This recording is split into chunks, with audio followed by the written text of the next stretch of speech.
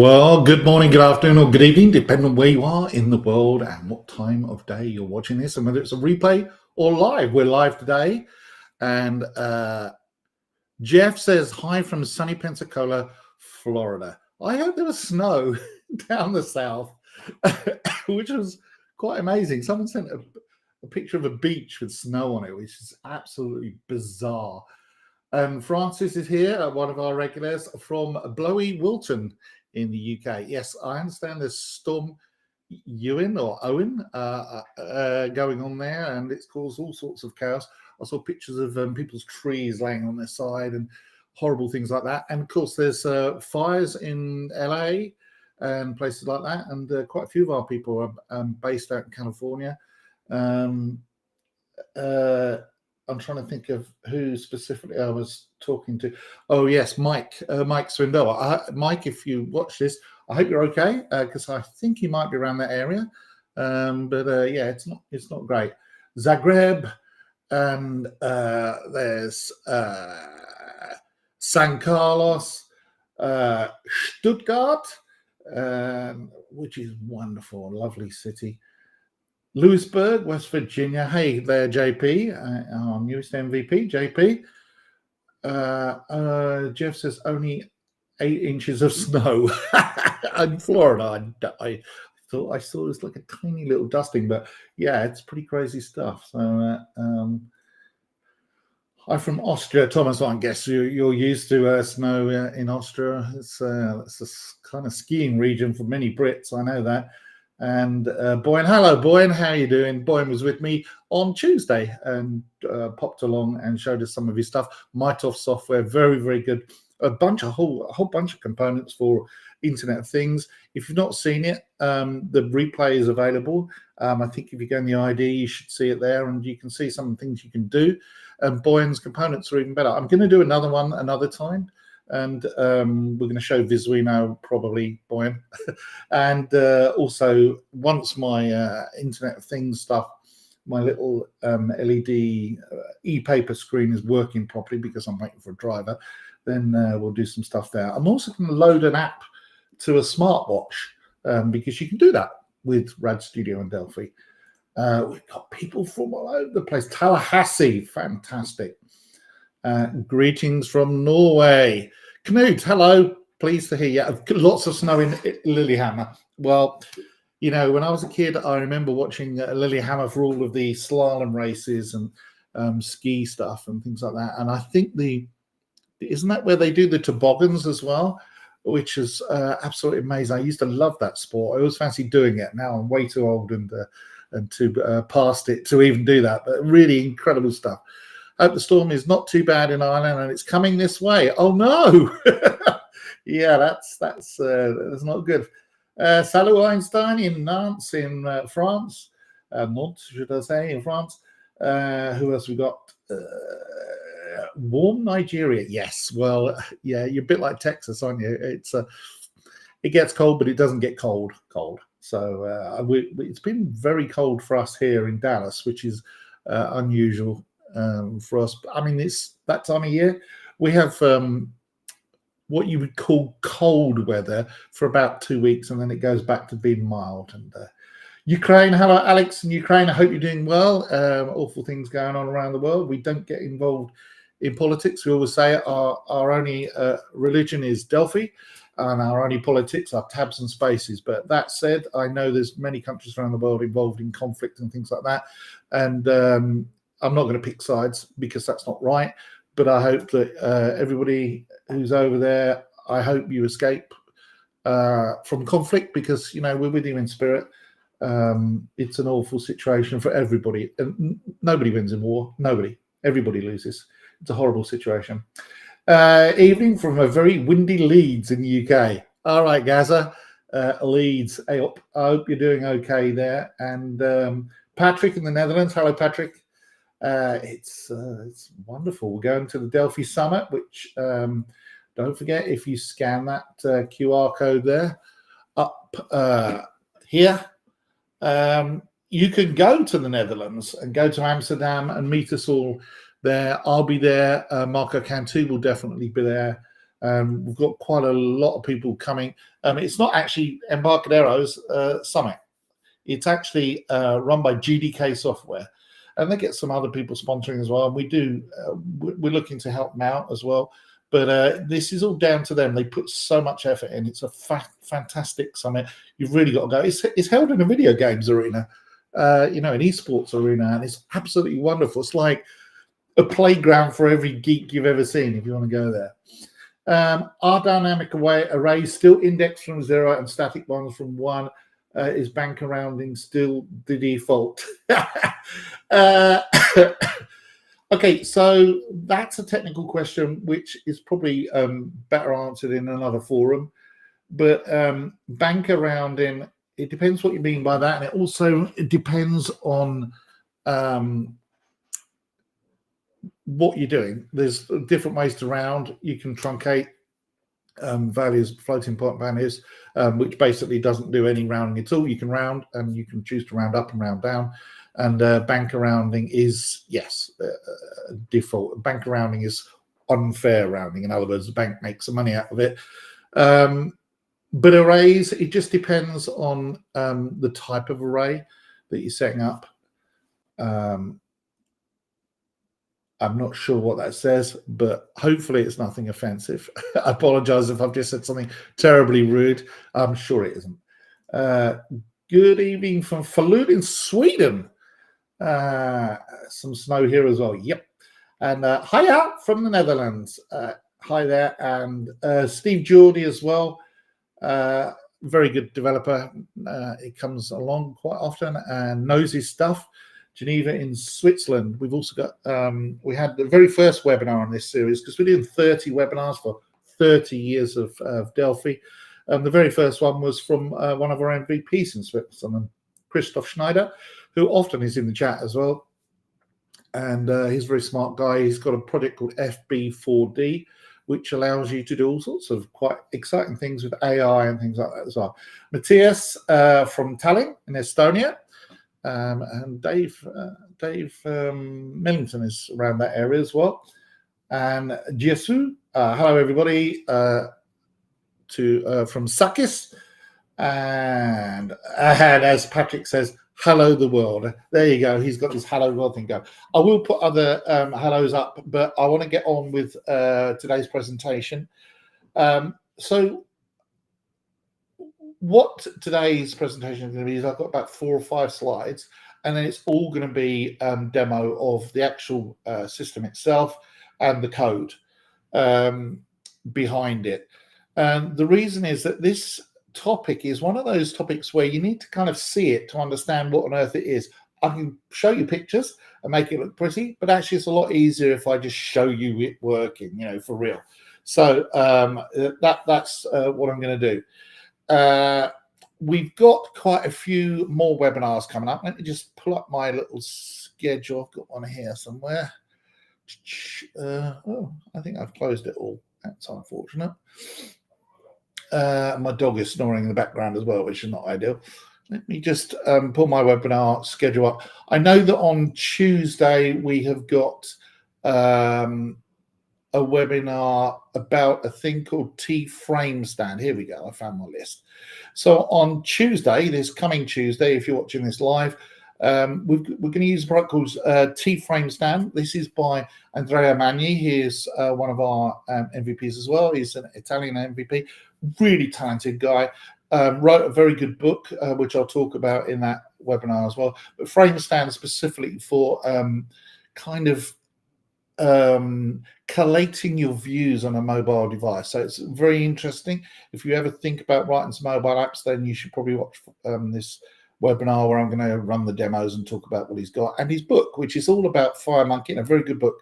And then on Friday, Richard Hatherall is going to be with me again, and we're going to talk about Amazon recognition AI and go into depth a lot more about that AI because it does some mind-melting things. It's really quite incredible, and it's so easy to use. I mean, it's just not difficult. Shoaib says, hello from me. Hello to you too. Okay, so I'm going to turn my QR code off for a moment, and I'm going to share my screen, and then we're going to go through some slides. So if you just bear with me for a moment, whilst I do that. I say this every time, but I'm just going to mention it again. At the moment, I have got everything set up to use 2 screens, and my broadcast software is on this screen in front of me, and that's my main screen. And the trouble is, when I show the slides, it blots that out, so I can't see the chat window. If I click backwards and forwards, it causes all sorts of flashing and things like that, which we don't want. So if you ask any questions, I will get back to them at the end when I can come and see the questions. But feel free to say hi to everybody. But in the meantime, I'll be sharing my screen. So if I look like I'm ignoring you, don't get freaky about it. I will be coming back. So let's share the screen. Let's choose this screen and say share. Okay. And whilst we do that, I'm going to pull up my. I'm going to turn my camera off as well, actually, whilst we're at it. I have so many things going on, it's ridiculous. So just disable my camera for now. Right. Where's my presentation gone? Here it is. So what are we talking about today? Well, today we are on, I think, the 4th or 5th webinar in the 30 for 30 series. And you know, rather foolishly, I said when we were talking about webinars, because this year is the 30th anniversary of the release of Delphi, the very first Delphi 1. Rather foolishly, I said, do you know what? I think I'll do 30 webinars to celebrate 30 years. Luckily, Delphi hasn't been around for 60 years. Otherwise, I would have had to do 60 webinars. But it seemed like a good idea. And so that's what I'm going to do. Now, who am I? I am the Embarcadero Developer Advocate. What does that mean? It's a nonsense title, I suppose. It means that my job is to show you the good side or the features of our products, explain how they work, interact with other developers, and generally just be there as the kind of meeting point, shall we say, for developers around the world that are using both Delphi and C++ Builder and RAD Studio, and also the product that we're talking about today, which is RAD Server. You can email me, and please do. I really genuinely will answer your emails, and you'll find it won't be like weeks later. I'll probably answer you the same day and sometimes even the same hour.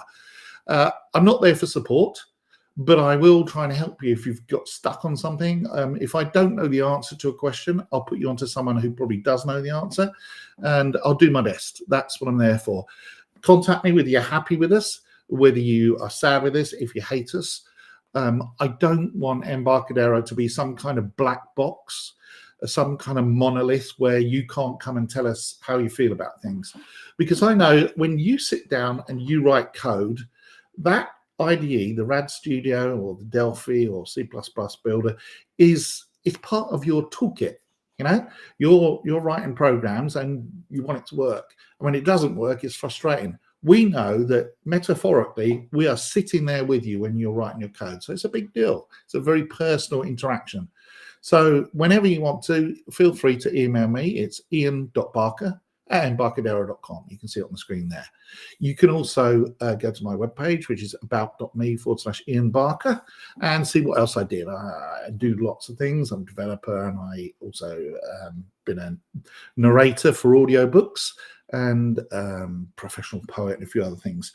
Today's slides and presentation, there'll be a replay up on the website, and you can find that. At the moment, it'll just go to our product page, but in about a day or so, it'll actually go directly to a blog post about this, and that's tinyurl.com/RAD-server30. Okay, so what are we talking about today? Well, today we are talking about RAD Server, and that's a super stable, easy middleware, and you probably didn't even know you needed it. And once I show you what it can do, maybe you'll have a think about it and think, actually, that's pretty good. The screen that I've got there, I've ripped off shamelessly from a special book that we've got about it called RAD Server Handbook. And so it's actually a very clever technical guide in the form of JSON image. Very well done there. Antonio Zapata did that. It's written by one of our SCs, Antonio Zapata, very, very smart guy, and also David I. If you are a long-term fan of RAD Studio and Delphi, then you should know David I. He did this job years ago when it wasn't a thing, and he basically led the way. We had him on at Christmas time and having a chat with us. Really great guy. He just looks like everybody's dream developer. He's a big guy with a big long beard, and he always wears these kind of tie-dye shirts. But that guide is available, and I'll give you the link later, and it tells you what RAD Server does. So let's just briefly, and I really only have 3 or 4 slides, and then the rest is all practical demo. What is RAD Server? Well, RAD Server is, as it says on our website there, the perfect platform for Delphi and C++ Builder apps. It was originally written as the idea of an app server, a bit like Apache Tomcat or something like that. Nowadays, it's become more of a kind of middleware, because that's what kind of things evolved in over the years. It uses REST, which is easy, a very easy web interface to use, and JSON.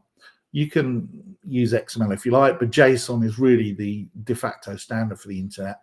And it can serve up all sorts of things. You can have custom data. You can have link it to a database, and it can be like a database, a cloud-based database server or a web-based database server.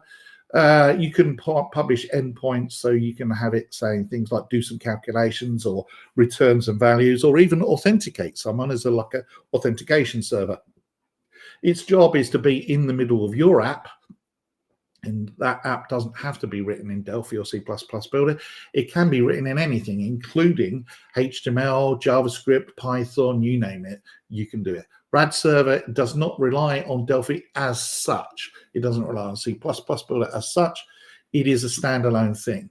And I'm going to talk about that, how that works in a minute. But you have a web server that runs the RAD Server modules and serves up the web content, shall we say, from RAD Server using that technology. So you can have things like load balancing and extra security and authentication, all the wonderful things you need when you are doing things at scale across the internet. There is also a RAD Server Lite, which is a version that will run basically independently on the command line, and that can be on a Linux box, I think, or Windows. Correct me if I'm wrong. I'm not sure about that, because I haven't actually done that part myself, but it will run and it will serve things up. We also have RAD Server in a Docker container, so it's pretty comprehensive. What can you actually do? Well, quite a lot.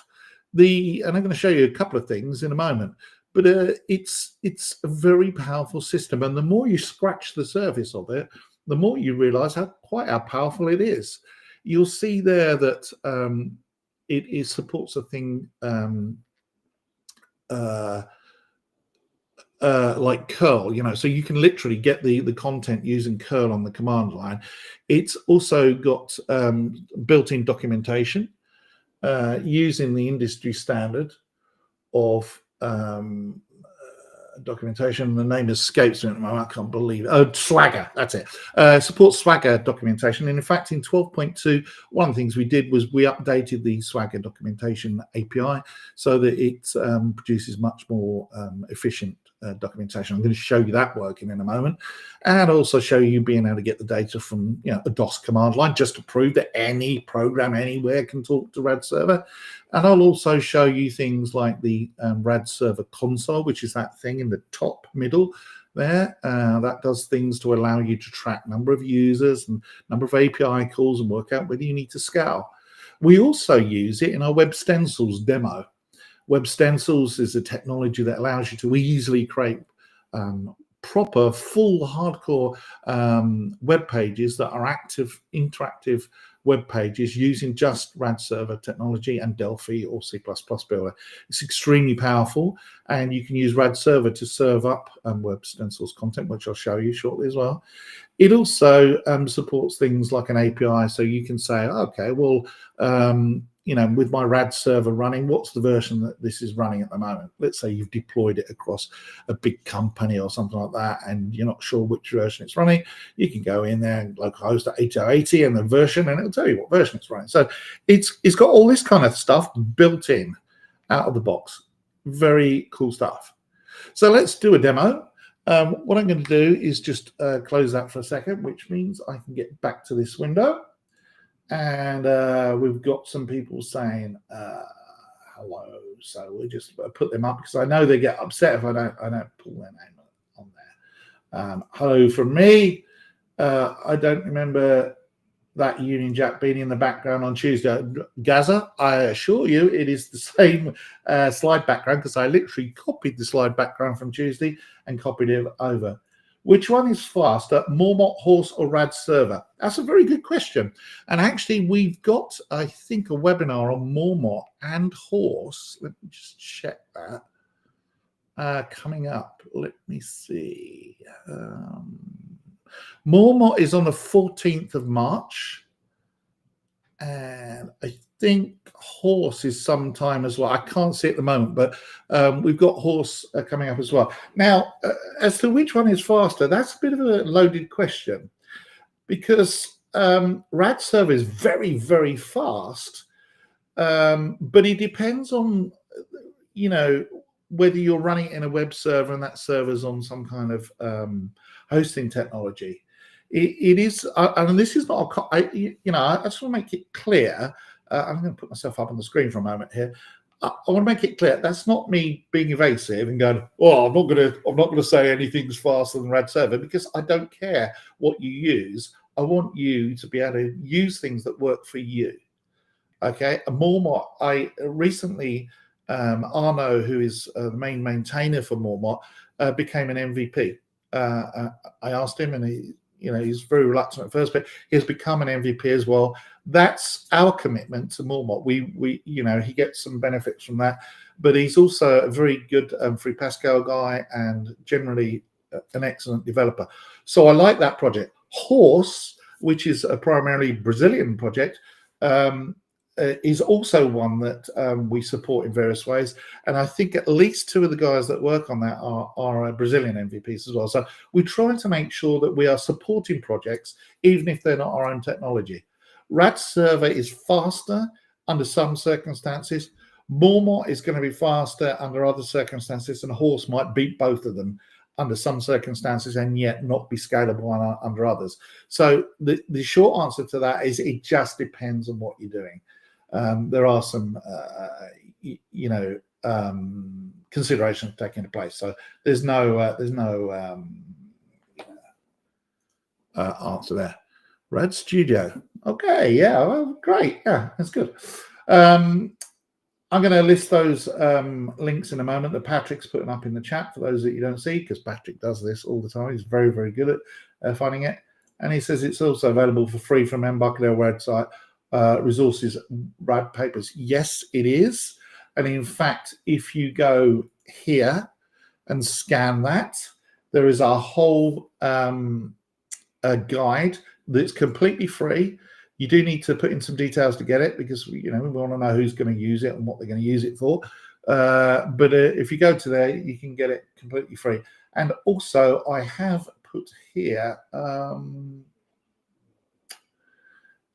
Let me see this one here. If you want to prefer to type in the URL by hand instead of scanning the QR code, go to there, lp.embarcadero.com. That just LP is just a landing page, what it stands for, and go to RAD Server Guide. So we're going to talk about the product itself. So I'm just going to hide those for a moment so that the QR codes aren't in the way. Let's see RAD Server doing something, shall we? So let's open up my IDE. And I'm going to turn my camera off because it looks weird when I'm turned to one side all the time and craning my neck. My actual demo computer screen is over there, so it makes me crane my neck and damage myself. Okay, so RAD Server, you've probably got a license for RAD Server already. And it depends on the version of the product that you've got. But if you've got an enterprise or architect, then you've definitely got a license for RAD Server in there. If you've got the professional or the CE edition, then you would need to check. I'm not sure. But I'm showing the enterprise version at the moment. The actual site, which I'm going to pull up later, if you go there, it will tell you which versions have got it already and where you can get it. It is an interesting system. So in order to create a new RAD Server application, you can go to File, New, and then say Other. You can go down to here, and there's an entry on here that says RAD Server Package. Okay, what is a RAD Server Package? It's either going to be something that you run in Apache or IIS, and if you go to that link that I showed here, on the QR code, and you sign up for this RAD Server guide here, it will tell you how to have that package configured to work with various web servers. I'm not going to show that today because it's a bit involved and would take too long and lots of waffling to do. But go to that site, that thing, sign up for the guide, and you'll get the guide for free. I'll show you in a moment what it looks like, just to make sure that you know. In fact, let's do that now. I'll show you what the guide looks like. Hold on 1 second. So the RAD Server guide looks like this, and it is very, very comprehensive. There's a whole bunch of information there about RAD Server and literally everything you could ever want. It talks about the light version, where you can get a license for the RAD Server Lite version, etc., etc., etc. Okay. Anyway, we're going to create a new RAD Server package. To start off with, we're just going to create a empty package that doesn't really do anything. Okay. So there's a wizard. You can say create a package with a resource, and I'm going to show you that in a moment. But for now, let's just say an empty package. Okay. If I click on Finish, what we end up with here is a project like so, and it has got almost nothing in it. Okay. Now, there are some other steps which the guide talks you through, but you will create a unit that has got some information in it to, give you an endpoint that does something. Now, I'm not going to do that. What I'm going to do is say no to this. And I've actually got one that I've already made. Let me see, it is here. And if you follow through the instructions, you can create a module with, it's just like literally a data module like that. And these are the things that you see to start off with. I'm just going to make this structure window disappear so you can see it a bit more easily. So it looks a bit complicated, but do not be afraid. It's not as bad as it looks. The endpoints are the things that people would type into their browser. So, for example, if they type in webinar test in the browser with the URL, and I'll show you how that works in a moment, they will be able to list some of these endpoints. So, for example, you can say list items, you can say get item, and so on and so forth. I'm going to show you a far more complete example in a moment, but for now, let's just run this. Hopefully I'll get some messages up about my RAD Server console. So what will happen is it'll run my RAD Server console. I'm just going to put up my web browser, otherwise it's going to open the wrong version. So go back to the web server console. This is running because I'm running, like a self-contained version, but you would normally have this running as an invisible service on your server or something like that. And the module is then controlled by Apache or Microsoft Internet Information Services or their web browser technology. There's a couple of things you've got there. Well, for example, if I say open browser, it will open the web browser, and I'm going to zoom that up so you can see it a bit better. And I'm going to hide that QR code because it's going to be in the way otherwise, isn't it? Let's hide that. And you can see that by default, what we've got up here in the top is it says localhost 8080 version. So what it's doing by default with this standalone version is it's running RAD server on port 8080, which is the alternate port for web packages, for web servers and things like that. And we've got, so I think the response, the RAD server is able to replace the previous. Okay, I'll answer Peter. I'll answer your questions in a moment about that. I see what you're saying. He's asking a question about whether RAD server can replace interweb. They're kind of different things, but yes. And how many multi-threading Javas have multi-threading in the Loon project? You're asking that question. This question here on the screen, Angie, this is the wrong thing. We are not Java people. This is Delphi and C++. You probably need to go to a different forum and ask them there, because this is not a question we can answer. So anyway, let's go back to this RAD server. So you can see by default, there's if I put /version at the end of it, it's actually showing the version of RAD server, and it's currently 4.8. Now, what else can I show? Well, I can actually go back to that console, and there is a button here that says API documentation. If I load that up, and I'm just going to zoom this back down because actually you're going to need to see a bit more of this. It is again running on localhost, but /swagger, it's like a football wife there, swagger-UI. Okay, and this is built in. This is a built-in function of RAD server.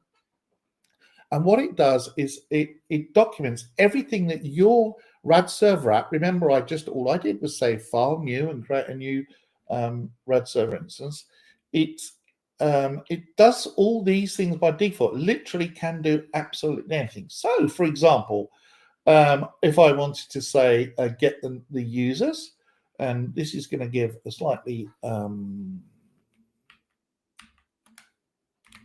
odd response, but if I say users, you can see here it's returned a JSON packet. Now I'm using Microsoft Edge, and by default Microsoft Edge has got this little button that says pretty print.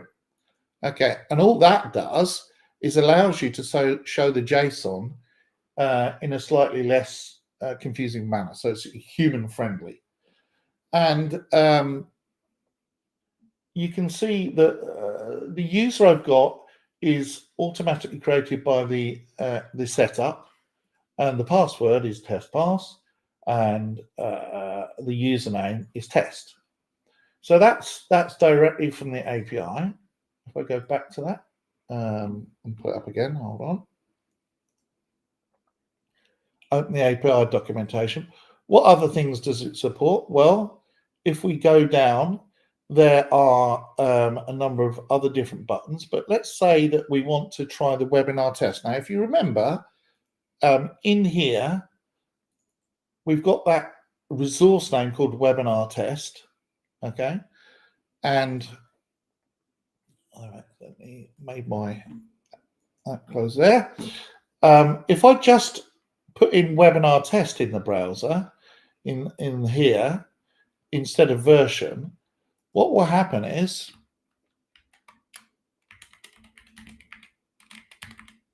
it will go to the RAD server and it will run the code associated with that URL.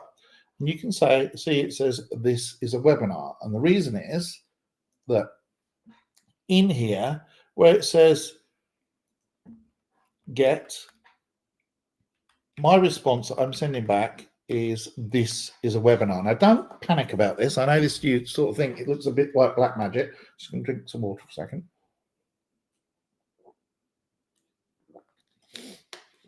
But actually, in reality, this is probably not how you do a lot of things, okay? The same is true of an item. So if you say webinar test and then item, and it will list the items.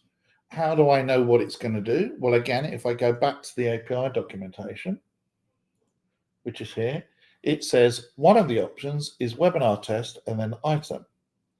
So let's see how that works, what that will do. So if I click on get here, you'll see, and this again is built into RAD Server, it will say try it out. Okay. Jason asked this question. Is there a way to disable the Swagger interface once you deploy into production environment for APIs that you don't want to be publicly exposed? Yes, you can turn it off. I can't remember off the top of my head how to do it, but you can definitely turn it off. It is optional. It's on by default, but obviously, as you point out, for a public API, let's say you're listing, I don't know, bank account details or something random like that, you don't want people to know that that's an option. And you also don't want to know that things like this are available. So the application ID, the session token, the secrets, and all the rest of it. It's a full REST server. And yes, you can definitely turn the Swagger documentation off. So anyway, so I click on that get button. So it expands down the documentation. There's a button there that says try it out. So what is it telling me? Well, I can, during the testing, I can put in some optional parameters in the header. So if I was writing a JavaScript program to do this or something else, I can put this information in and insist that it's, there. What are the results that come back when I call that call in my Delphi programs or something like that? Well, 200, which is the internet default response for HTTP, 200 means, yes, good, it worked. And the example would be that you get back the model details information. You will also see another one that says 400, I think, which is that it couldn't understand what you were doing. There's a whole bunch of other things like what model information it supports. We don't need to talk about that at the moment. So let's try this. Okay, and in fact, let's try this one, which we showed you earlier on. Let's see. Let's go to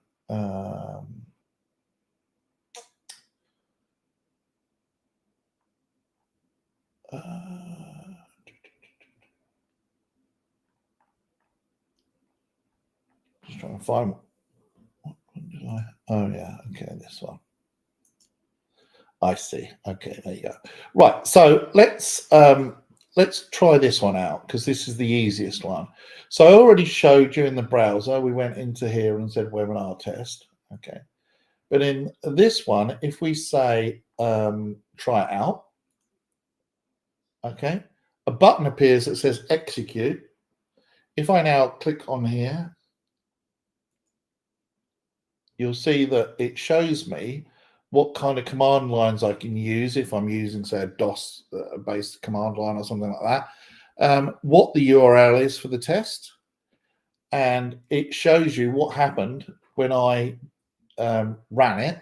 So it's a full test environment for you to interactively test with it. And it says that it got a 200 back from the RAD server, and the information it got back was this is a webinar. Okay. And if you recall, when we tried this out, webinar test, it came back and said, this is webinar. So this is showing you literally what the results are. It's very clever how it does that.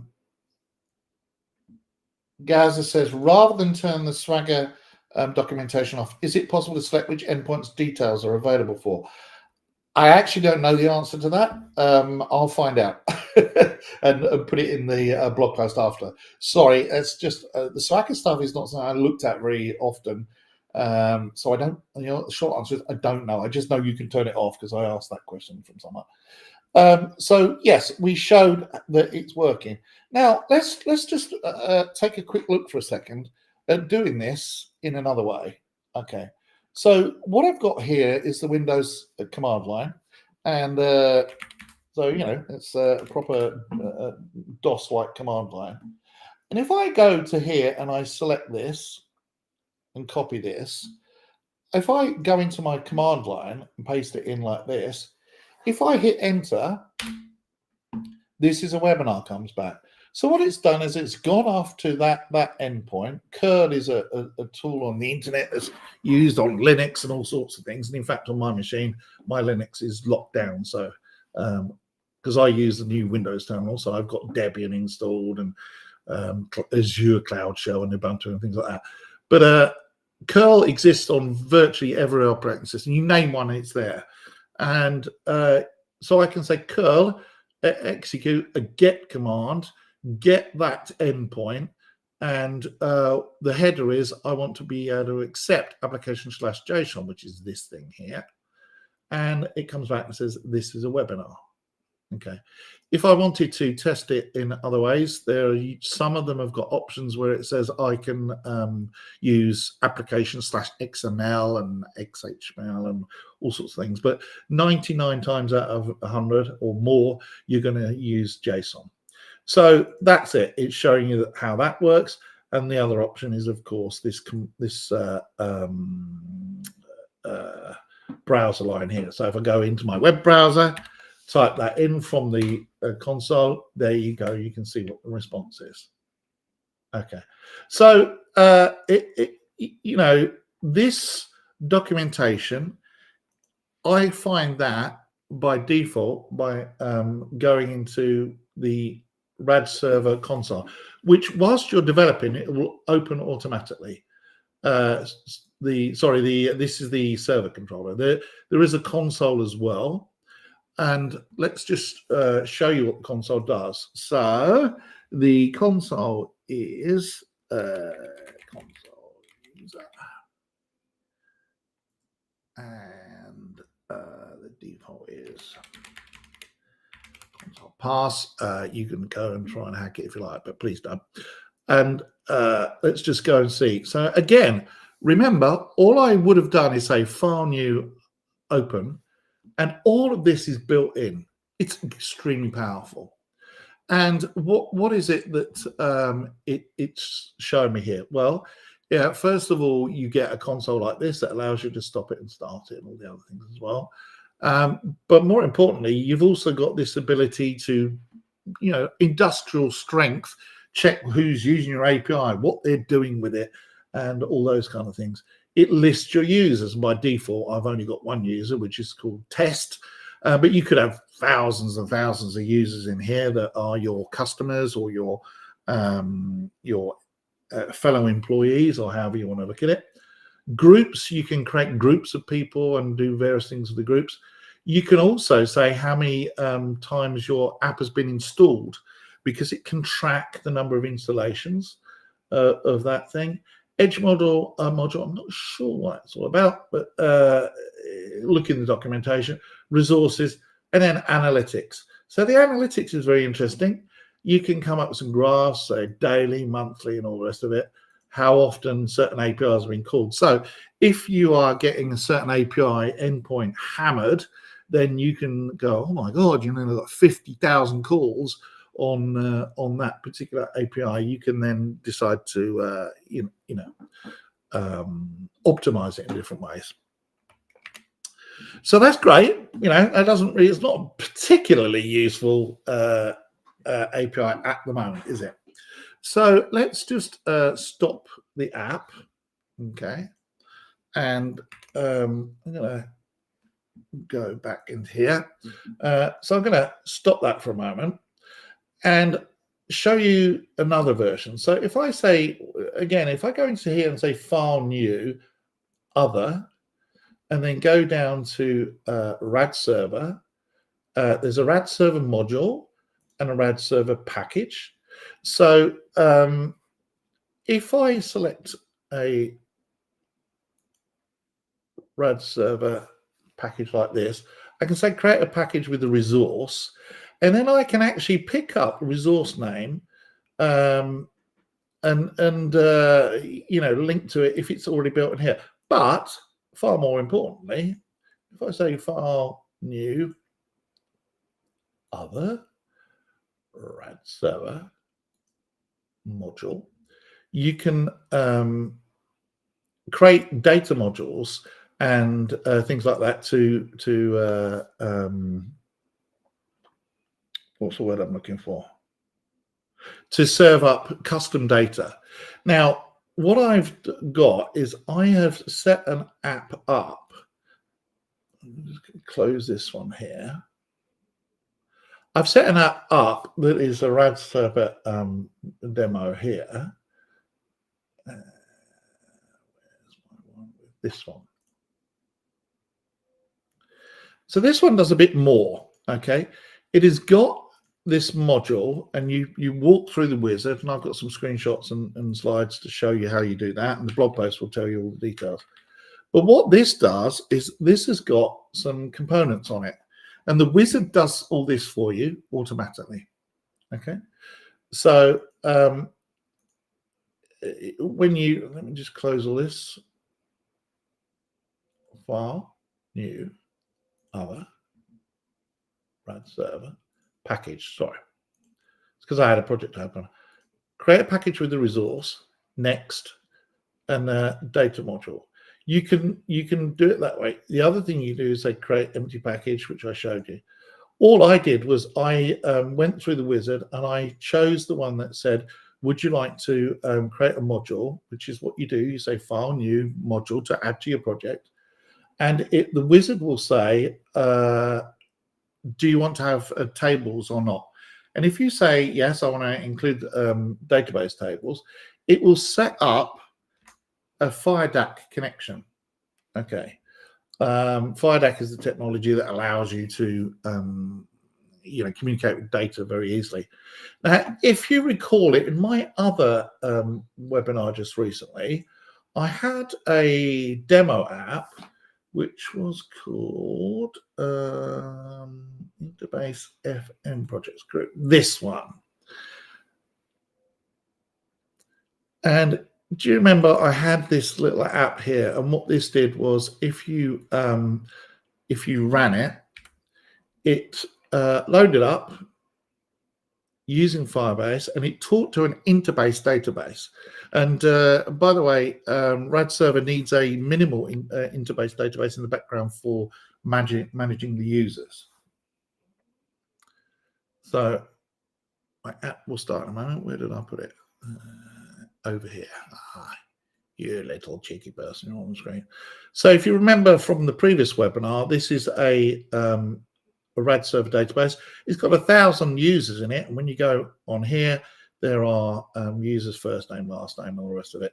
I've also got memo information, and if you recall on the IB console, what I have in the database, and if I log on to that, what I have in the database, it's this one. If I can't remember what password I use now. Yeah. In here, I have these tables. So users, and that user looks like that, first name, last name, and all the rest of it. Could be something else because it's a FireDAC connection. It could be sorry, I'm just hiding my screen here. Because it's a FireDAC connection, could be anything. Could be Oracle, could be MySQL, could be SQL Server, could be Interbase, could be you name it. I mean, whatever database technology. In this case, I'm connecting to this Interbase table. It's got first name, last name, and all the rest of it. And as I showed you, when you're running the app, it will just go up and it will show you that username and information. So I created a project, a RAD Server project, and added a module to it. And the book that you sign up for, which I showed you earlier on, tells you how to do this step by step. But what we have is this one with that data module. Now, exactly the same principle, okay? Endpoints, newsfeed, users, view feed, webinar. It did all this automatically, the wizard. So it created these links, these queries, these database queries, and the database connection, and created all these endpoints. I wrote zero code for this, zero. Okay, so if I now run it,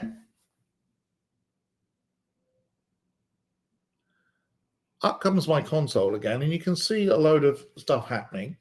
If I go into the API documentation again, just to show you what we've got.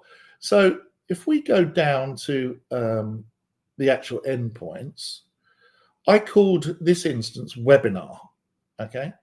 And it means that in the browser, you put webinar/newsfeed or webinar/users, and it will give me the contents of those files. So let's try it out, okay? And you remember that when I do that, what it will do is it execute this, and it comes back with a load of JSON. Now, in order that I can see how that works, if I go here and put that in here, there's 1,000 user records brought up instantly. Now, it's all JSON, and if I do this, you can see it pretty printed. So this is a JSON database. Now, if you know what you're doing, if you're used to JavaScript or Python, or yes, if you must, C# or any other language that can manipulate JSON, you call that endpoint with the appropriate authorization, and you get back a JSON data set. So that's all well and good, but what if I only want, say, number 215 and not all the others? All I do to pull up record 215 is type 215, okay? And as you can see, user 215, last name 215, first name 215. And just so that we can just show that that is actually pulling up the data, if I go to the data tab here and go down, 215 is a really stupid one to pick there in, but there you go. Let's scroll down. Come on. Oh, my mouse is so slow. 215, come on.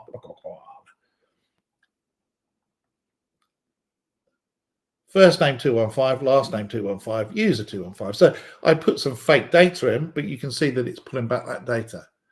And even a memo field. So this is a memo field. This is the biography section for user 215. Okay, all automatic, created through the wizard. And again, if you scan that QR code that I'm going to put up here, and it'll take you to a landing page. You scan that barcode, type in the details because they need to email you it. We don't want to just like have it going out to everybody.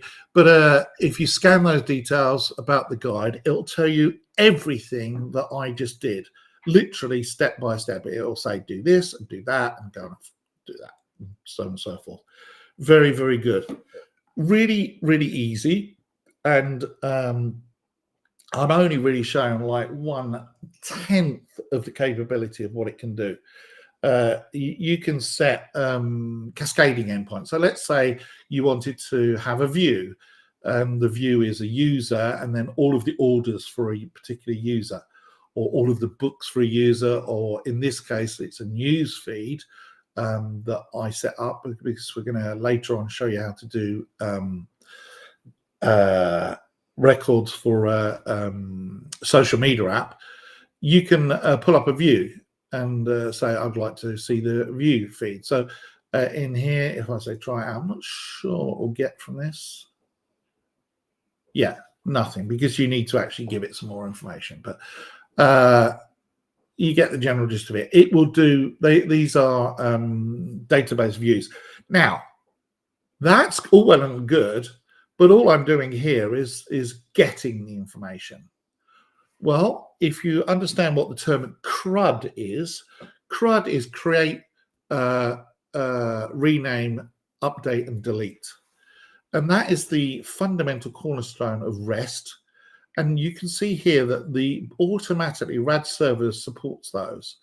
So the way that works is in your code, you would, instead of having the command line that you showed earlier where it said get something, you can then say put, and put will create a new record. So if I want to create a new user, say 1001, I can put a put command in. If I want to update it, which I don't think is listed in here because I haven't enabled that, but if I wanted to update it, then I think I can post it or something like that. And if I wanted to delete that user, I can literally say delete this URL and then the ID and delete that user. Now, clearly, that would be very bad if someone decided to find your API and go and hack it and kill all your user data or all of your invoices or something like that. But yes, it is part of it. I'm going to answer some of your questions in a minute, because I see some people saying things like an IB license is required. We'll talk about that in a minute, because actually the type of license you need just depends on what the version you've got and what you're trying to do with it. But there's a whole book about it. So that's it, RAD server in a nutshell. And just to go back to the code, you saw all that functionality where we're getting data. That's it. That's all the lines of code you're doing. I just literally used a wizard to add a module, and I said to me, what FireDAC connection you want to use? I said one that I'd already set up previously in the FireDAC user thing. So if I go into here and say FireDAC Data Explorer, go down to here and, sorry, wrong screen. Go down to here and I set one up called RAD Server Test. And it creates, links to my database and do it like that. Delivery is more complicated. Okay. Oh, Jeff correctly pointed out. Sorry, you know what, Jeff? When I'm talking live, my brain doesn't always engage. CRUD is actually create, read, update, and delete. Yes, my apologies. Yes.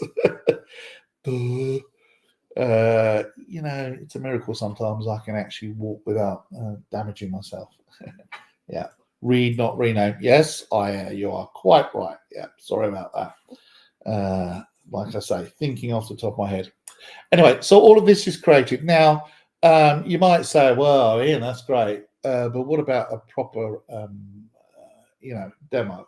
So I'm going to turn the QR code off at a moment and show you something that you can do, which is actually a lot more exciting than my simple little demo. I'm going to close all this again. Yeah, hang on, let me just close that. The app is running. Forgot about that. Close this, and let's show you a proper demo of something very exciting that does actually do something. If you go onto the Embarcadero demos website, you'll see one for a demo for Web Stencils. And this Web Stencils app is very complete, okay? And it's got all sorts of things going on. And by the way, you'll see the phrase EMS turn up quite a lot. That was the old name for RAD Server. Nowadays we've got a RAD Server, but it used to be called EMS. It's the same thing. But this demo is far more comprehensive. It's got quite a lot of code in it. Even if you're not going to run Web Stencils, just one second. Need to drink something because my throat is going. It's worth just going on to GitHub and looking at this code. I've got the I haven't got the QR code for that, but I'll put that up in a moment. But here is a proper, real working module. So if I hit F9,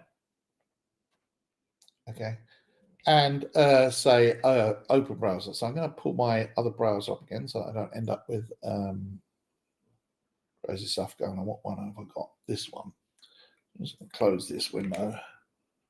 Close that for now. So just the same as before, I'm going to say open browser, and you can see there's a version of it straight away. Now, if I look at the API for this, you'll see that there's the endpoints are /web, okay? So default is /web. So instead of putting version, if I put /web,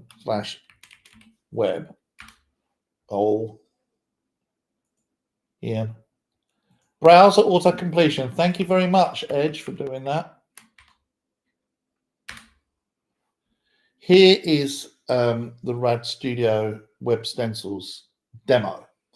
And what is interesting about this is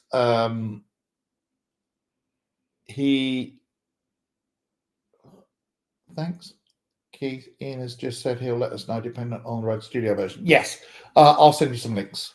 You probably don't need additional licenses for certain deployment scenarios. And this also Thank you, Patrick, as ever. He's really earning his title of the Delphi hero here, quite rightly. But it is that's the where you can find this project. So what does it do? Okay, well, this shows how Web Stencils works, and this is all working with RAD Server. Okay, and it really documents everything. But perhaps the most interesting one is this, which is a demo app that does task management. So, for example, if I want to knock off this task here, I just click on here. Notice there's no flicker, no flash, no repaint up here in the top left-hand corner or anything like that. It is instantaneous. Okay. And if I untick this one and I don't know, edit and change something, I can change it. Oh, why are you not working? Oh, that's unfortunate. I set it up to do something else. Well, let's say test new task. Oh no! What have I done to it? I've broken it, haven't I? Oh, I see. Oh, I know why. Because I'm in stupid debug mode.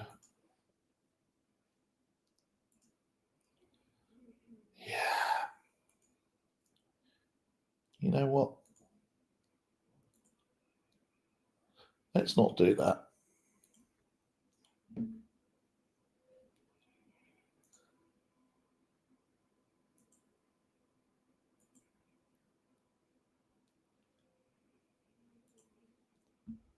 I'm going to just close this for a second. I'm going to run it without debug mode on. I'm like, why is that not working? Could not think what it was. And it's because in my browser was... So we'll try again. So if I go to the demo and choose tasks, I can tick these and make them do something. I can add a new task. I am a new task. And add the task. Oh, really? Yeah. I've changed something. Okay, my apologies. What I've done, I've changed the password behind the scenes and now I've broken it. All you need to know is it definitely works, right?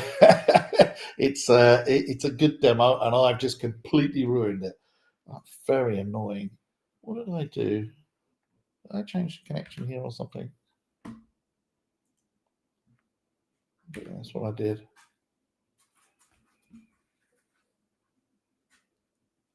Yeah. I tested this before I started running and I think I broke it. Connection name.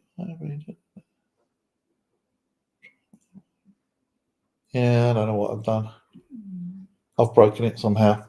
All right. Well, anyway, you get the general gist of it. It's reading the data. It is very, very fast. This is a good example of how the RAD server can be used and what it can do in the background. The code to actually produce all of this is actually relatively straightforward.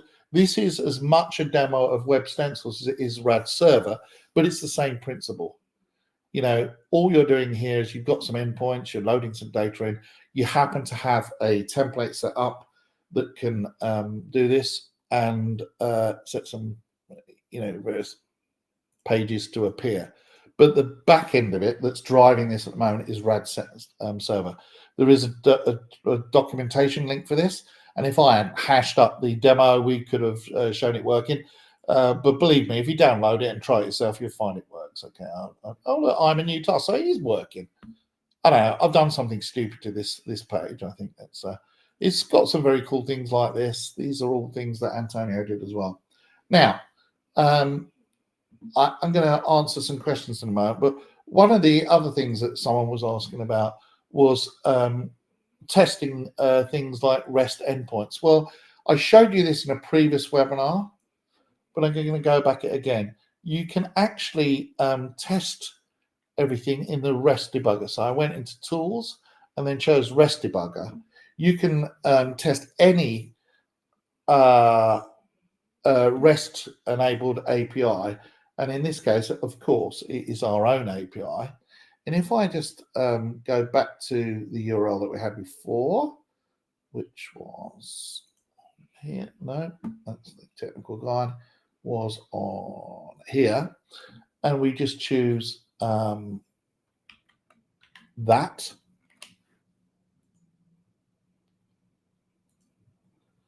I put that in here and say content type application JSON. If I send the request, back comes the response. Okay, it's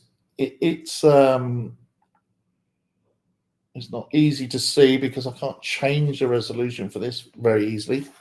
But if I could, you'd be able to see that it comes back with a web page with all the bits and bobs in it that you need. If I showed you the other demo before where I did this as a webinar, this would not be HTML like this. You would get JSON with the correct data on it, you know, the number of users and things like that. But the REST debugger is if you had a scenario where you're running a RAD server on a different machine somewhere and you wanted to test it, that you're maybe writing a web page that's going to talk to it, or God forbid, you're going to use some JavaScript or something like that, you can use the REST debugger. It's very, very useful. It's just one of the tools. But again, that comes with RAD Studio. So REST debugger, found in the tools menu, and that is down here. And then the RAD server console, which I showed you earlier on, is available from there as well. The console allows you to do things like start and stop the service, open the browser, and all the rest of it. But when you're running a RAD server app, you can actually, you've got some additional buttons here which basically do the same thing and also take you to the Swagger API. All that button really does is just call that URL that we showed earlier on that links to the service. So in this case, webinar test, or as we are with this one, let me just change this slightly. If I change this to say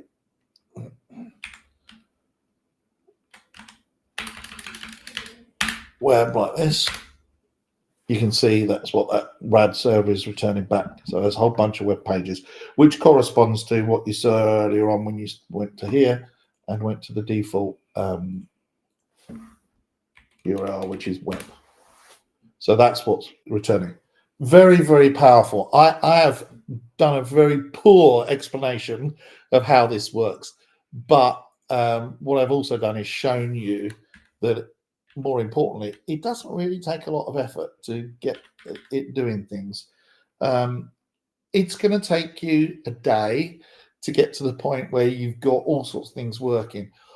The wizards that you set up, if you follow through the RAD server book, it will take you through absolutely every part of it. And in fact, if I just pull it up again, you can see that it's got things like what is RAD server, using the wizard to create a hello world. So the first app that I showed you, and if I just make this, embiggen this a bit more to use a Simpsons word, it shows you how to go through and set it up, what the REST services are, and then using the wizard.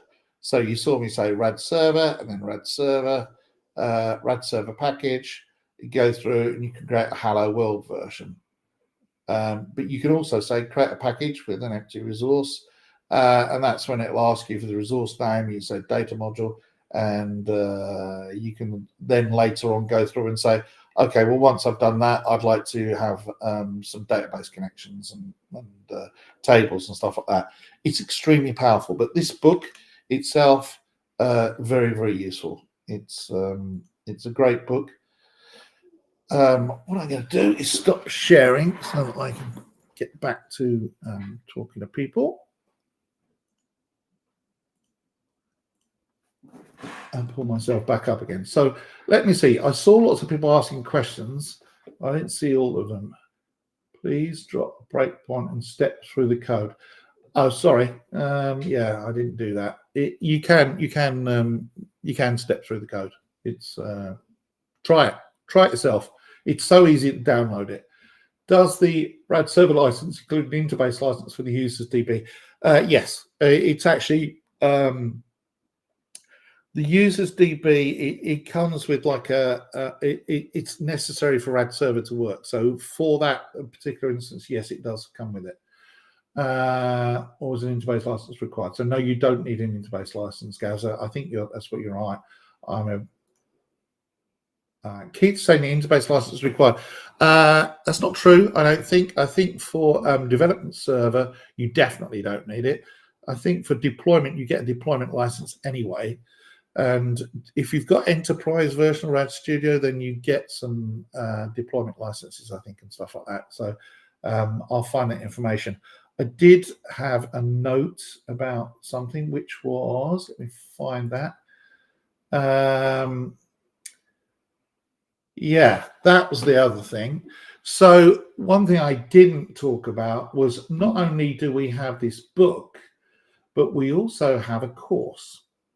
And this is on Embarcadero Academy, and this is also written by Antonio Zapata. Don't go there yet and spend $400, okay? Because I'm going to tell you how to get it for free. And let me just get rid of that question for a second. So Antonio is the one that did the web stencils demo that you saw, and he also is the one that did that book that I showed you, the web stencils book. It's very, very good. But if you go to Embarcadero Academy and the QR code, I think I've got one here. No, I don't. But just try Embarcadero Academy. You can't miss it. It's easy to get to. This is a course, but don't pay for it right now. And the reason is that I had a little word with one of our top people, and they are going to do a promotion. And the promotion is, let me see, if you purchase a license, users get access to both courses. Now, what's she talking about by both courses? Well, there's a course on Embarcadero Academy by me, and it's about all you want to do to create mobile apps. It's very comprehensive. It tells you all about FireMonkey, how to do FireMonkey, how to use the camera, how to do all those kind of things. And it talks about various types of database and how you can do live bindings, which is how you use database connectivity in FireMonkey. That's one course. The other course is that one that I showed you by Antonio, and that is the leveraging REST APIs full potential, advanced RAD server tips and tricks. He's the guy that with David I wrote that guide, which I put up earlier on the QR code there. Okay, and he's the guy that wrote it, which is why he's got his name on there. But if you feel like going ahead and getting the book,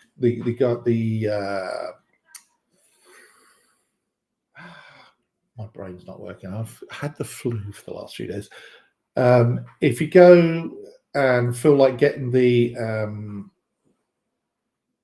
just one second, I'm going to hide this again because it confused me now. If you want to get the RAD server guide for free, just go to that link. It doesn't cost you anything. But if you want to get the courses for free, so you save yourself, I think it's $900 or something like that. If you were going to pay for those, you can do that. So you just get a new license. I think if you've got maintenance, then you speak to your salespeople. So sales@embarcadero.com or whoever you buy from. And you'll get both those training courses for free. And I made sure that the person who's responsible for those has got that course set up. If you're watching this in a year's time, today is the 24th of January 2025, then that course may well be done. That offer may well be done. But ask your salespeople and you will find out. That's it. So I think we're pretty much done with talking about RAD server. I didn't do it justice any way, shape or form. If you want to, if you go to that guide and download the guide where you see the link there, or this is the same page, that's one place to go. The other thing you can do is you can go to our homepage, and if I pull that up, which I think I've got here, go to our homepage on embarcadero.com/products, RAD Server, and it'll tell you much better than I ever did about how RAD Server works and what it does and what you can do with it. The required interface version for admin is IB 2020 dev. Yes, so that is actually built in. You'll get that by default. What else? Rename on the ID. Will there be a Mac version in the future or just Windows? Currently, we've got no timescales on a Mac IDE. To answer that question truthfully, what I will tell you is a lot of our internal devs actually use Macs themselves, and they use Parallels, because that's the de facto way of getting Windows things to work on Mac. And we would love to be cross-platform on the ID as well. But we've got some other steps to take before we get to the point where we can do a Mac version. So right now, it's not on the horizon imminently. And you can run it on a Mac. It works absolutely fine in Parallels. Parallels had a few bugs which they've gradually fixed as we report them, but you can definitely run RAD Studio on the Mac. I know because Holger Flick, for example, very well-known MVP and a good friend of mine, he uses it in Parallels all the time. I think David Millington, who's the senior project manager, he also uses Mac, because I remember him having problems with GoToWebinar that doesn't work so well on a Mac. But he uses Mac as well, but they do it all through having a Windows installer, virtual machine. Another couple of questions as well. I can see I'm going to get loads of emails out. Debugging a web server with threads every time a pleasure. Yes. Yeah. When the things were going beepy wrong, that's because I forgot I was running in debug mode. And I forgot. I knew that was going to be a problem, because when I tested it out, I'm like, oh yeah, I need to turn that off, because it was coming up with error messages and stuff like that. What else have we got? The ID is still a VCL application, yes. Is the debug option in back here? Debug works. Oh, okay, so most of these questions among yourselves. Also, there is a list of community sites on the blog site. So go to there. And another question in connection with the Mac that people ask is, can you run RAD Studio under Linux using Wine? Officially, we would never support that, and the reason is it's a moving target, and also there are over 1,000, probably more, distributions of Linux. But I do know people that run it under Wine, and certainly Delphi applications within reason.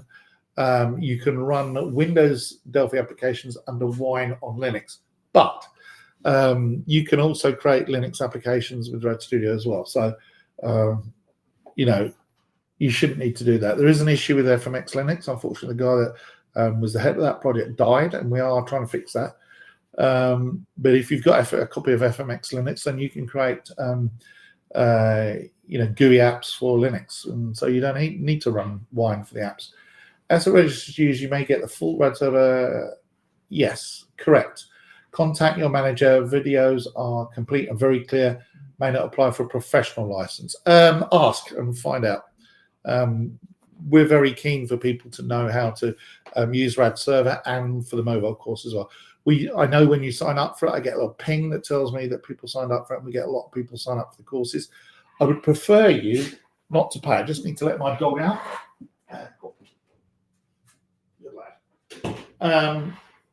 I would prefer you not to pay for the courses, because we're not putting the courses up on Embarcadero Academy to make money. We have to set a price. There's a legal requirement for us to do that. But if you go ahead and upgrade, or speak to your salesperson if you've got maintenance, I think it's new licenses and there's some other qualifying criteria, then you'll get the courses for free, both of the courses. So you get the RAD Server course by Antonio and the mobile development course by me, which goes into a lot of depth about FireMonkey and talks about how FireMonkey works. So it's actually, even if you're not writing mobile apps, it's quite handy to know how FireMonkey works. It's a very great set of effects you can do with FireMonkey. I showed you an app the other day that's transparent with the frosted glass effect and semi-transparent windows and stuff like that. You can do all that with FireMonkey. You can't do that with VCL. Is it possible? Okay, so during deployment, is it possible to use Apache on Windows, or it must be Linux? No, you can use Apache on Windows. It works absolutely fine on Apache on Windows. You can also get a Docker container, and I didn't show that overlay. But if you go to the Docker, let me just see if I've got a caption for it. No, yes, I do. Here we go. You can get Interbase and RAD Server in a Docker container.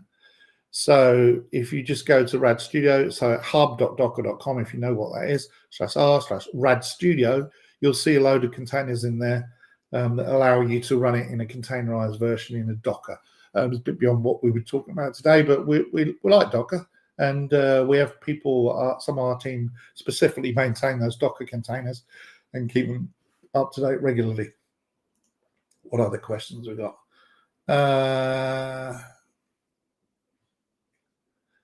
Yeah, Jason, I don't know the answer to that question. Let me just explain why I don't know. Okay. I don't normally have to deal with licensing at all. If you're an MVP or a tech partner, then I do deal with your license, but those licenses are very different from regular normal people licenses. And so I don't have to deal with it. And for a long time, for 30 years, I've been a Delphi developer. And mostly I never had to deal with the licensing. So I just don't know. There are specific licensing people, and you can raise a support ticket or speak to your salespeople, whoever that might be. If you say in Australia or something like that, it might be Codemasters. In Europe, it's probably Barnston. And in the UK, there's Grey Matter and a few others as well. So speak to those people or directly to us, and we'll talk about the licensing. I don't understand licensing. I swear to God, it's very confusing. And my other dog wants to leave now. So I can't really give you an answer that is going to be credible and actually accurate. If in doubt, speak to the people that have actually got an idea. If you email me, and you're welcome to, I will come back to you and say, I don't know the answer to that. I'll pass you on to someone else, and I will do that. You know, so if you want to email me, I'll get you in touch with people that understand it. Right, Web Stencils generates web page content. Kind of. What Web Stencils does is it creates web content, not web page content. So RAD Server is one option for facilitating that. It has a little controller that drops on the RAD Server. The Web Stencils controller drops on the RAD Server module and then deals with Web Stencils requests. So RAD Server is kind of hosting it. I see where you're coming from, but to say hosting is not accurate, because RAD Server itself is then, you can either host it as a standalone RAD Server or as a module on Apache or IIS, depending on which version you do.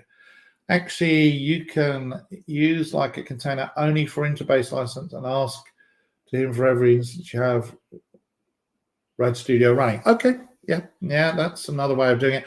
There are, licensing. I don't get it, and I have enough to worry about trying to talk lucidly, as you've seen, when I'm a bit sick. and licensing is just, it's one of those things where it depends on what country you're in, it depends on what version of the product you've got, it depends on what your setup is. Maybe you're a school or a university, and then you need academic licensing. I have no idea how any of that works, all the slips and all the rest of it. Speak to the experts. They'll give you a straight answer, and they'll work it out for you. Maybe it's a faster support VS Code. Well, actually, you know what? Normally we don't talk about VS Code. I pretend that it doesn't really exist, but it's a great tool. And I want to make it clear, one of the things I don't do is, you don't hear me talking down anything that's a competitor or equivalent kind of product, because I don't agree with it. And the reason is that I believe that we at Embarcadero should be successful because we're good at what we do. And so I believe that if we are to compete, the fairest and most decent way of competing is to actually compete on functionality, features, and things like that. And VS Code is when you talk about VS Code, that's an editor. It's a text editor. It does allow lots of plugins, and so you can run, Python, embedded Python command lines in there and things like that as well. But RAD Server doesn't care what technology you're using to talk to it, as long as you talk REST communication with it. So if you wanted to use VS Code and you're a JavaScript person or Python, or name your other favorite language here, Rust or something like that, RAD Studio will work absolutely fine because it's a server. It's agnostic. It doesn't care about the language. I just happen to be showing it with RAD Studio.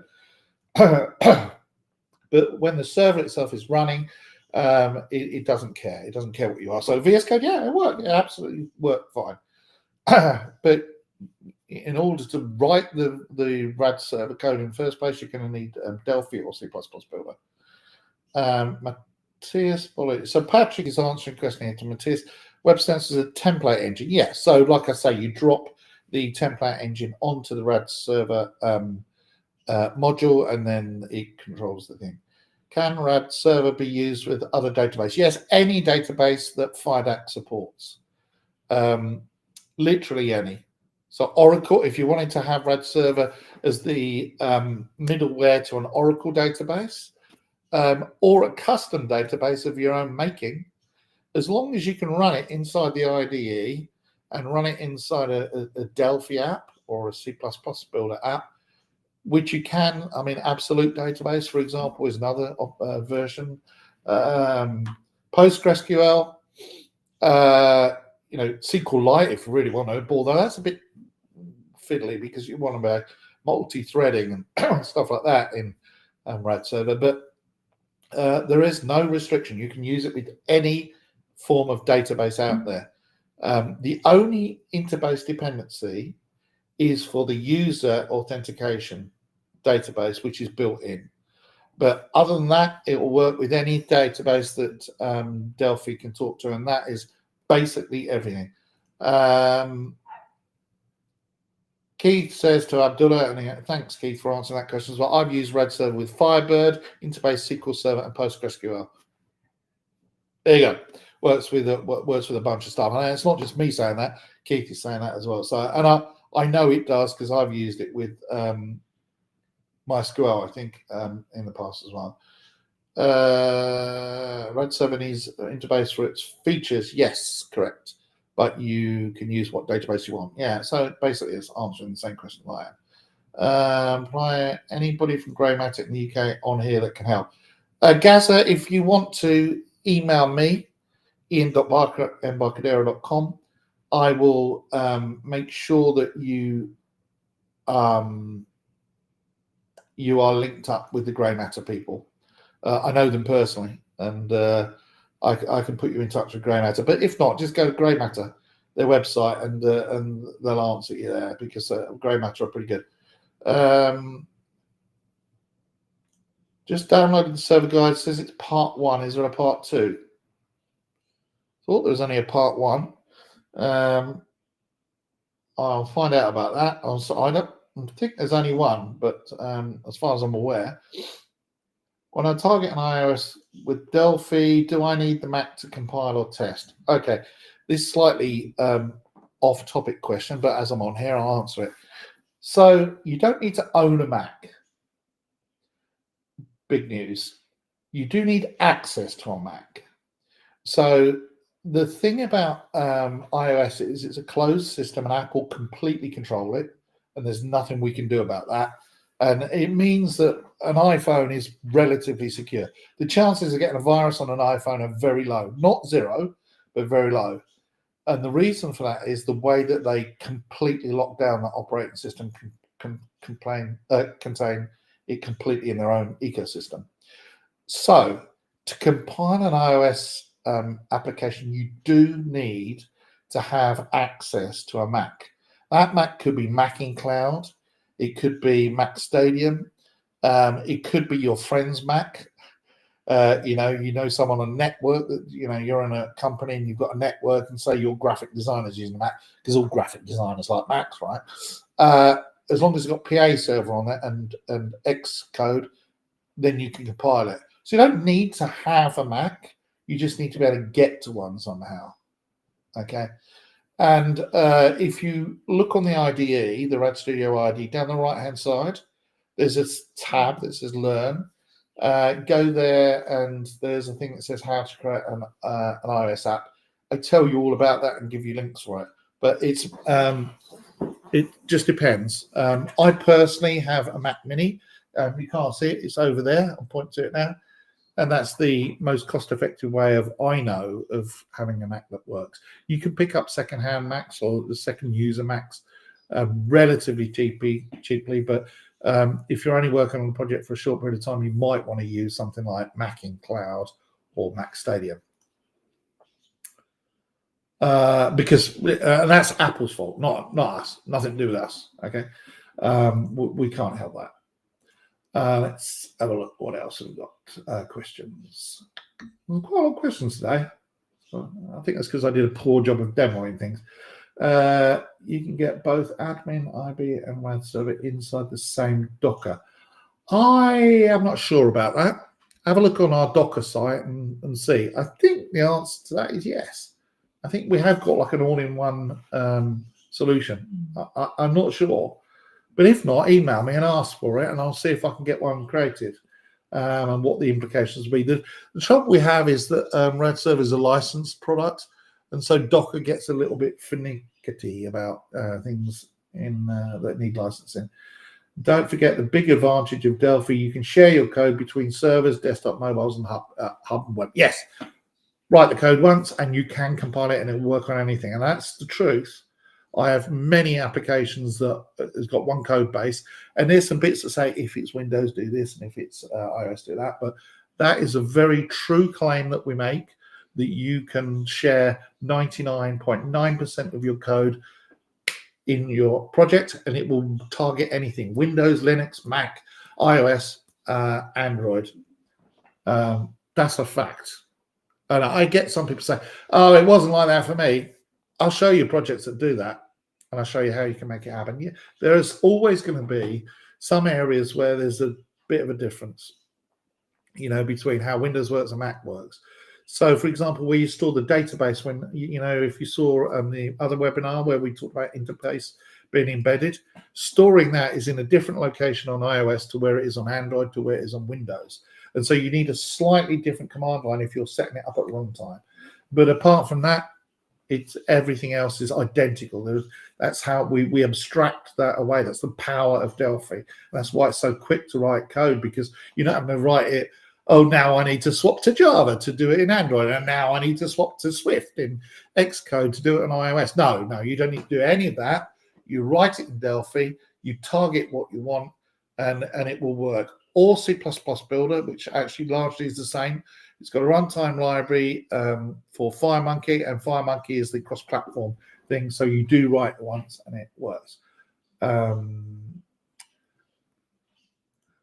So as it says, yes, it is possible. I guess you have an image with both, but the better way is to isolate. Yes, I personally would prefer, if you're using Docker, I would say use 2 Docker containers, just because if you ever need to restart the Interbase instance, you don't want to have to restart the RAD server instance. And likewise, if you've got microservices that are things like login authenticators or something like that, you don't want to have that broken whilst you are just rebooting something that needs to be rebooted because it's run out of memory or something crazy like that. Marco says, I have a MacBook and Windows computer. I was trying to see if on the Windows computer I can compile tests for iOS. Yes, you can. Marco, you absolutely can do that. Go to our YouTube channel and search for how to create an iOS app.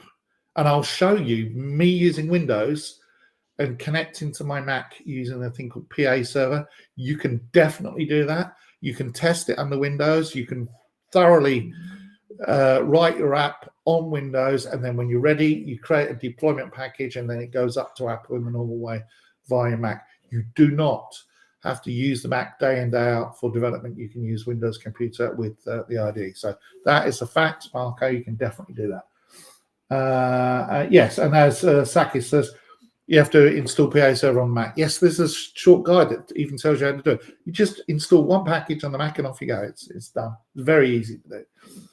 Yes, PA Server does this. Great. And it looks like everybody's been answering anyway. Sorry, guys. Thank you so much to Gaza and Sakis and Keith and Patrick, of course, for helping out. One. The Patrick says part 1 is on the guide download page, but on the email, or in the email, but it's the full guide. Yeah, okay. I wonder what that is. I'll ask Antonio about that. Hey, dude, why sort of thing say part 1? Does it really say part 1? I'm just going to pull my copy up, actually, which I've got here somewhere. RAD Server Technical Guide. Can't see it.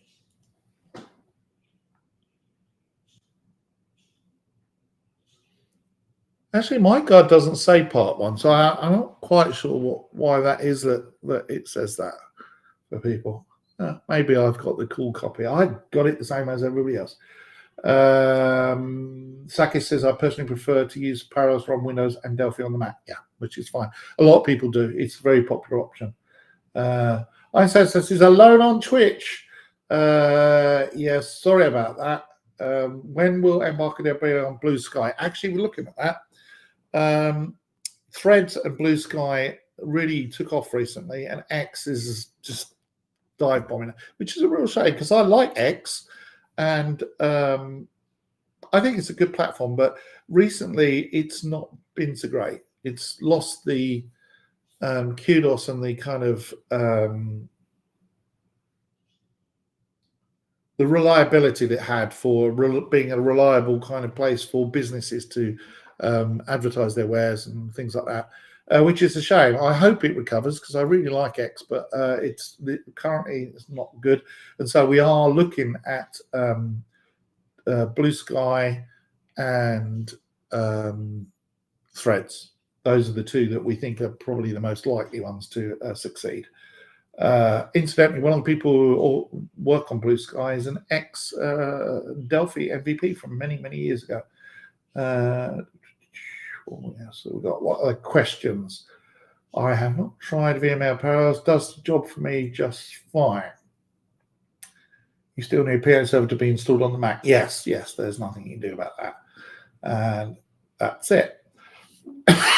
Okay, and it says it as not part of the site. Okay, all right. Look, I'm plugging it again because I really think this is going to be something special. The Delphi Summit. Definitely need to go there. Thanks very much, Keith. Mastodon. Actually, I understand we're thinking about Mastodon as well, but Mastodon's a bit more complicated for people to use. So that's why there's a problem with Mastodon, I think, for that, so to speak. And I'm just going to pull up again. Once again, if you want to know about RAD Server, go to our products page and click on RAD Server because that starts off a chain of all the other pages that are going to go there. There will be a blogs link. So if you haven't done it already, you should check the blogs. So go to blogs.embarcadero.com. So exactly the same as the start of the word, the URL there. But I always put up a blog post when it's appropriate to go with the webinar, and in this case I will do because I need to explain a lot of things. It's one of those big subjects where you've got lots of things. Patrick says I have the same and didn't see it, the cover of the PDF itself. Really? Let me go and have a look.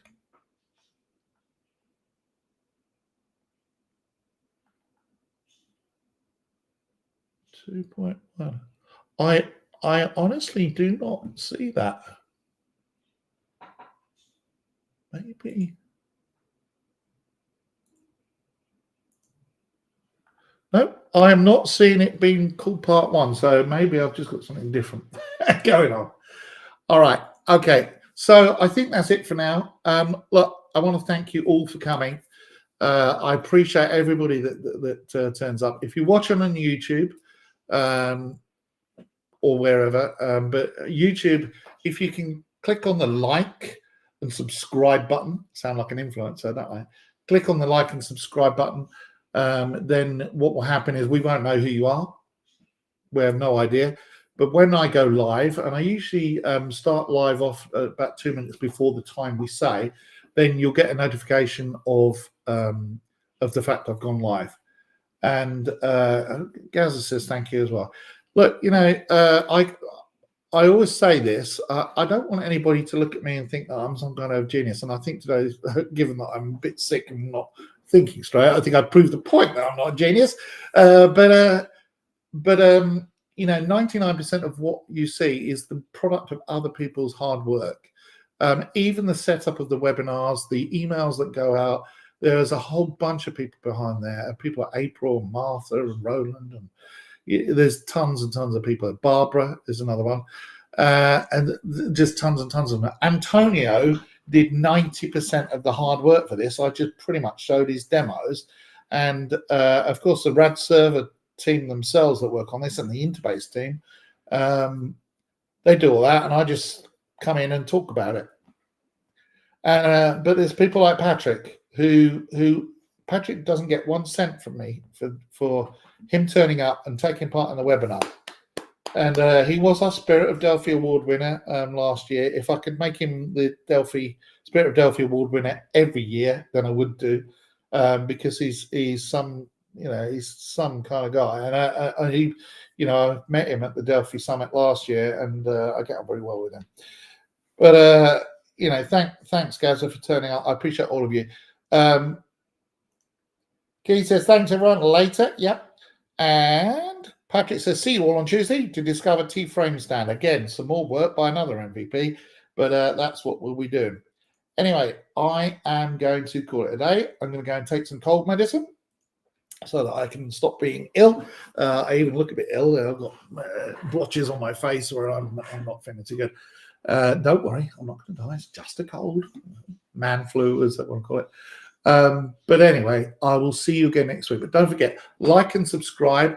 If you get the email, click on the view link, and so that they can, you know, they know which people want interest in what courses and stuff like that, and which webinars, because, you know, we want to present information that you like. We've got 30 of these, and we're only up to number 4 or 5, I think. So it's going to keep going. If you've got an idea for a webinar that you think I should cover, email me, ian.barker@embarcadero.com. So ian.barker@embarcadero.com. And I do listen. I read all your emails. I will reply to them as well. People always go, I can't believe you replied. Why not? It's my job. Of course I replied to you. You know, it's good. But anyway, in the meantime, I'm going to say thanks very much. And I'll see you again on Tuesday.